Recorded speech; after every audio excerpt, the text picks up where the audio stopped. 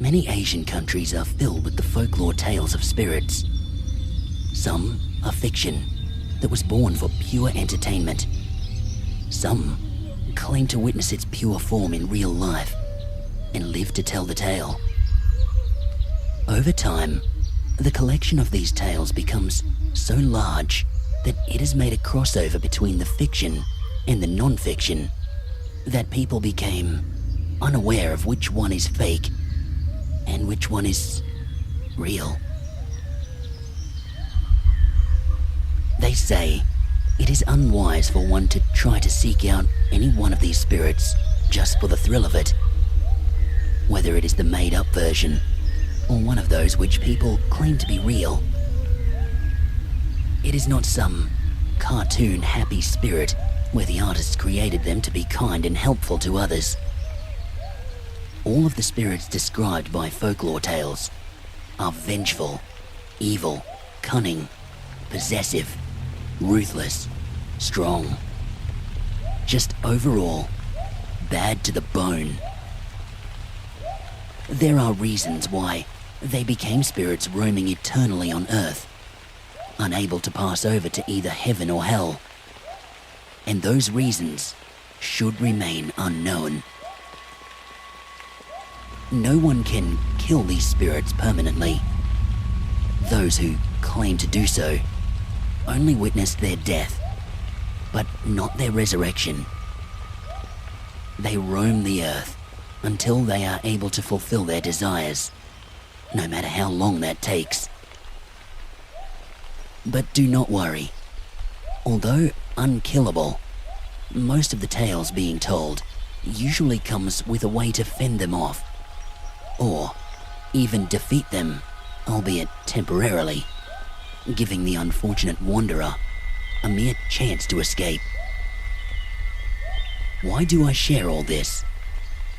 Because, my dear listeners, I am one of those unfortunate wanderers who came face to face with one of Asia's most evil spirits, and I live to tell the tale.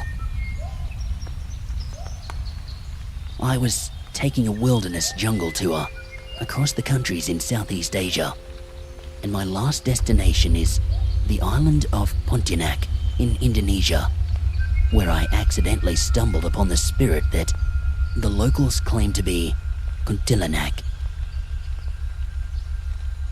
During my encounter, my luck came into fruition when I was rescued by a local resident who claimed to be an expert in fending off spirits around the area.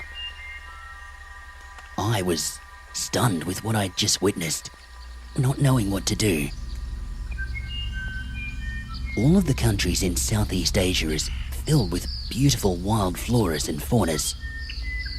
Located close to the equator, many of the wild floras and faunas are quite similar from one country to another.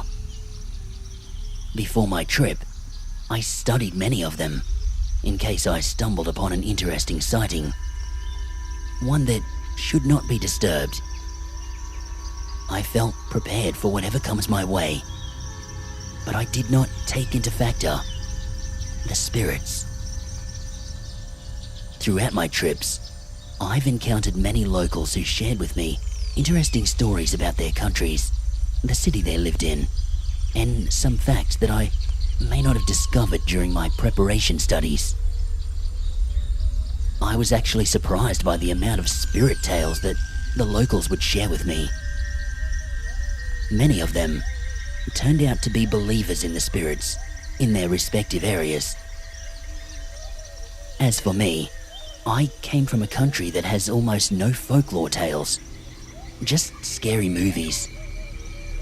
Therefore, my heart is telling me that none of these tales that I'm hearing even come close to being real. So I just find them interesting, and I brush it off. My trip was indeed fruitful with many unknown discoveries that I find. Some of them are intriguing, surprising, and even terrifying. But the locals told me that if you don't disturb the wildlife will not disturb you. Words to live by. I continued my tour peacefully until the end of my itinerary, which was the island of Borneo, the largest island in all of Southeast Asia. Well, unfortunately, my tour was cut short after I stepped into the jungle near Pontianak, Indonesia, where I accidentally stumbled upon the kuntilanak.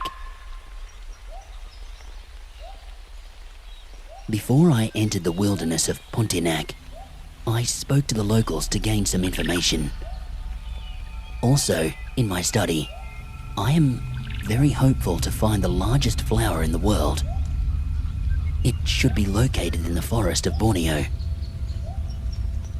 To find the flower's location is easy, not only because of its size, but also the unusual stench of decay. The locals also shared with me locations of where I should go, but they also told me to stay away from banana trees. That is usually where kuntilanak appears. Foolishly, not believing in spirits, I brushed this advice off, thanked them, and off I went. The jungle is extremely dense, with lots of tropical floras and faunas. It was beautiful, and my studies do not disappoint. I discovered exactly what I found in my studies, and I could not be happier. I also went and looked at the areas where the locals had advised me to go for the best experience, and it was on point. Until my nostrils picked up the very faint scent of decay. I was over the moon, thinking that I must be close to the largest flower. I followed the scent, getting stronger and stronger. Fortunately, I was blessed with no gag reflex, so I can withstand this stench. As I get closer and closer, I began to hear an unusually loud laughter.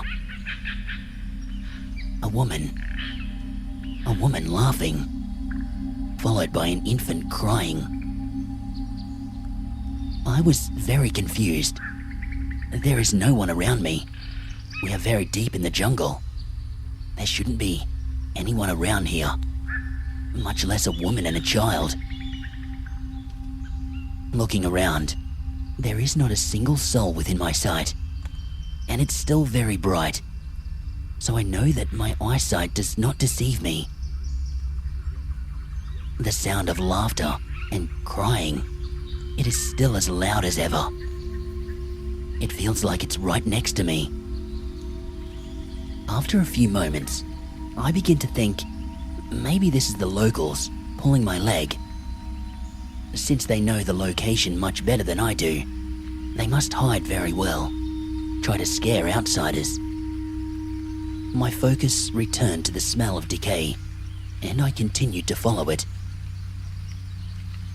The laughter and the crying, it began to get quieter, while the smell of decay began to get stronger still, and I was satisfied, thinking that my theory was correct about the locals. I continued following the stench until I came across a very tall, very healthy banana tree. The stench was extremely strong, and the sound of laughter and crying became extremely quiet. The discovery was very unusual. I do not see any flowers anywhere around this area, let alone the one I seek. In fact, this banana tree is standing tall right up in the middle of the area, with nothing else around it. It's like the area around this tree has been dead for years. Yet, the stench of decay is the strongest in this area. It was not the tree either, because it still bears a bunch of bananas at the top. Then, as I looked back to the bottom of the tree, I saw a figure. A pregnant woman. She wore an all-white gown with smears of blood here and there. Her hair is black and long, down to her back, and her skin is pale. Her hands are bony, with long and sharp bloody fingernails. Her belly is huge, like someone that's about to go into labor any second. Her face was covered by her hair. I was deathly terrified. Then she moved towards me, slowly, knowing that I was too stunned to move. She takes her time. The sound of laughter and the infant crying got quieter again as she moved towards me. Just when I thought that smell of decay can't get any worse, it gets much worse as she gets closer. Then I realized that what I had smelled all this time wasn't the giant stinking corpse lily.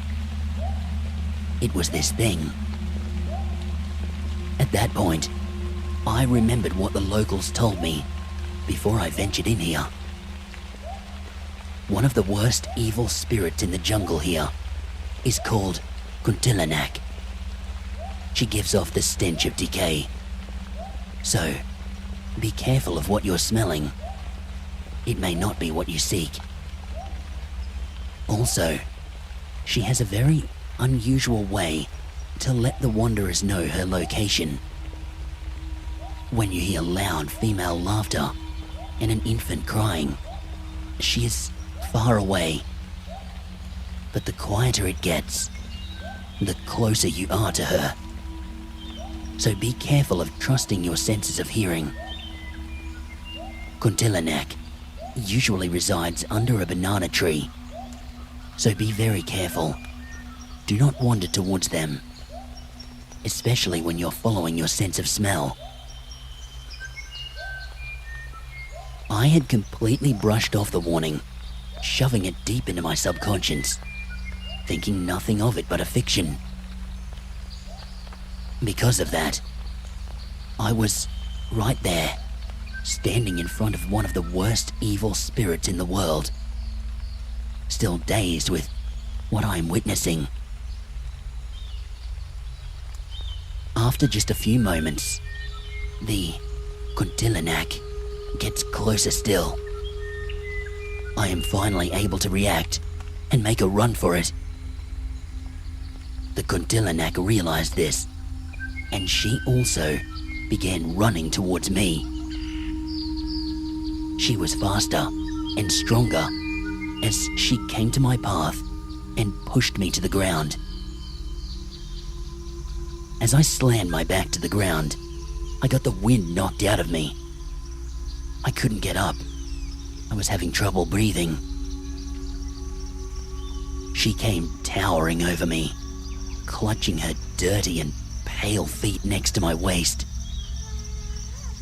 She completely locked me onto the ground. She spread her arms sideways and opened her bony hands, revealing the sharp fingernails. Her posture rigid, ready to tear me apart. Then, out of nowhere, I heard rustling noises, followed by yelling, as the Kuntilanak looked up to see where these noises had come from. Then came two pairs of hands from her back. Each pair is holding onto each arm.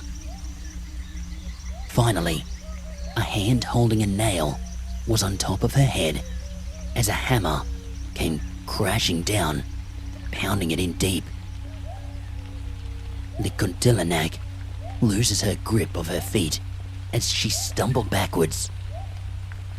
One of the people who's holding her arm reached out to me, helping me to stand up to regain my posture. As soon as I'm back on my feet, they told me to run and follow them, to never look back. As soon as we are out of that jungle, We take a moment to catch our breath, and they introduce themselves as the locals who are in charge of overseeing the jungle during that time. They were given a task to watch over me from a distance so that they wouldn't disturb my wildlife experience, including the encounter with the kuntilanak. They are very familiar with the methods of subduing kuntilanak, as apparently it happens quite often in that part of the jungle. I thanked them, and they gave me one final bit of advice. They told me to fly back home, as kuntilanak is a vengeful spirit. If I were to stay and continue with my tour, there is every chance that she may hunt me. And this time, I might not be so lucky. I followed their advice, cut my trip short, flew back home, and lived to tell the tale.